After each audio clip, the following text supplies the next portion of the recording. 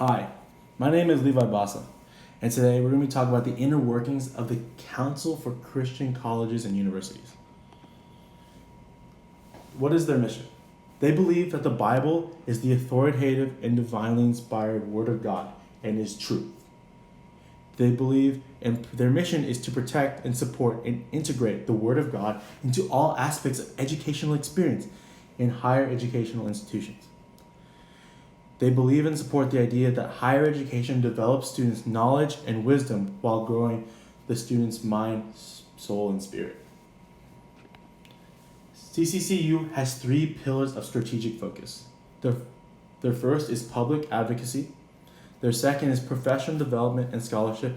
And lastly, experiential education. Through public advocacy, they want to showcase and advocate for institutions that have a Christ-centered higher educational focus. They also advocate for these Christian-centered higher education institutions to practice their Christian beliefs without repercussions from the public sphere. The second is the professional development and scholarship. CCCU wants to equip and develop and support faculty and staff to give students a holistic, Christ-centered educational experience. CCCU does this through their numerous conferences and workshops, both online and in person. Lastly, CCCU wants to give an experiential education. Their program is used to give students an opportunity to experience the world and also build their faith to live out a Christian-like life.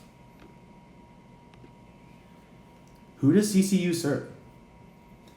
In the United States, CCU serves almost 140 Christian higher education institutions. Some are very famous, like Baylor University, Samford, and Pepperdine University. Our very own Houston Baptist University and Abilene Christian University are also part of the CCCU. They have over 90,000 faculty members and staff worldwide, serving more than 500,000 students a year. In CCCU Global Ed program, over 13,000 students have benefited from a Christ-centered education for the past 40 years. Not only are they here in the United States, but they have multiple institutions all over the world.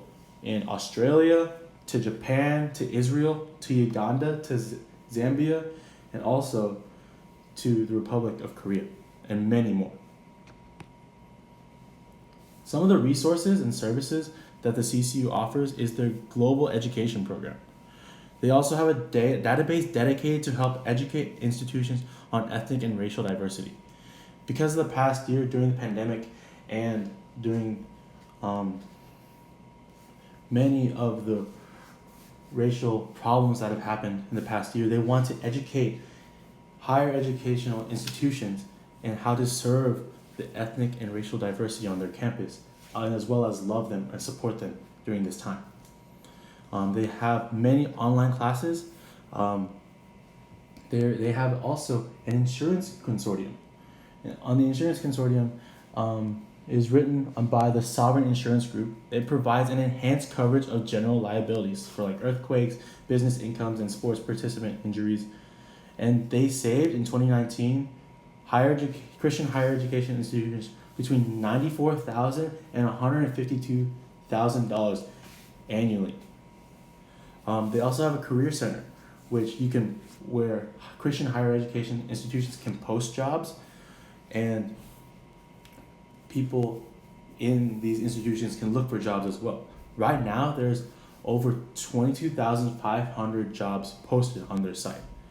They have leadership development programs as well as tuition waiver exchange programs, or TWEP.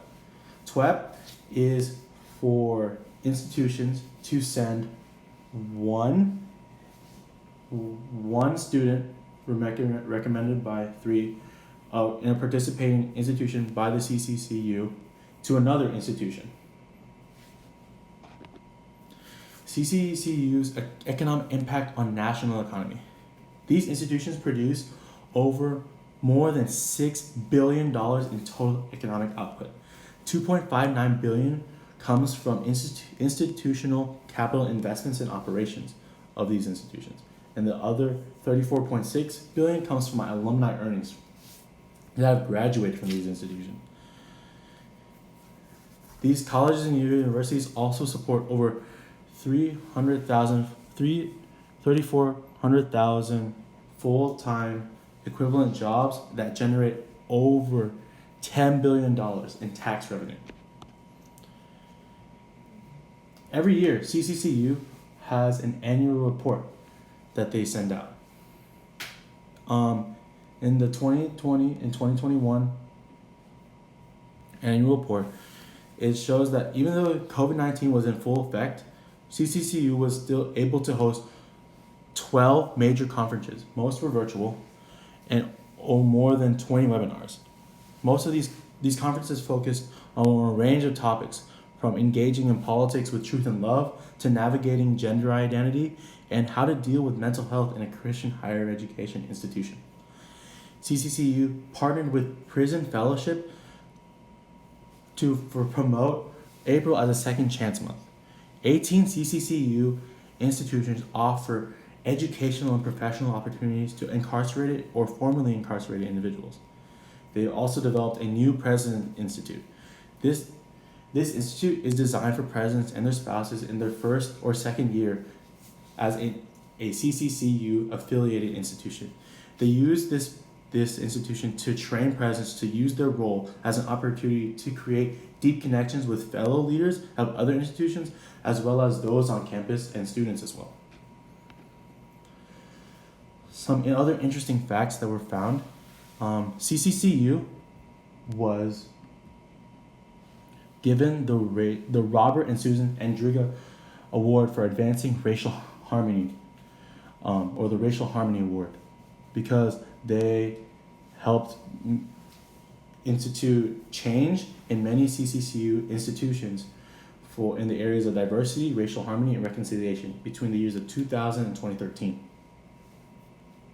CCCU also, students have the lowest loan default rates among the national institutions.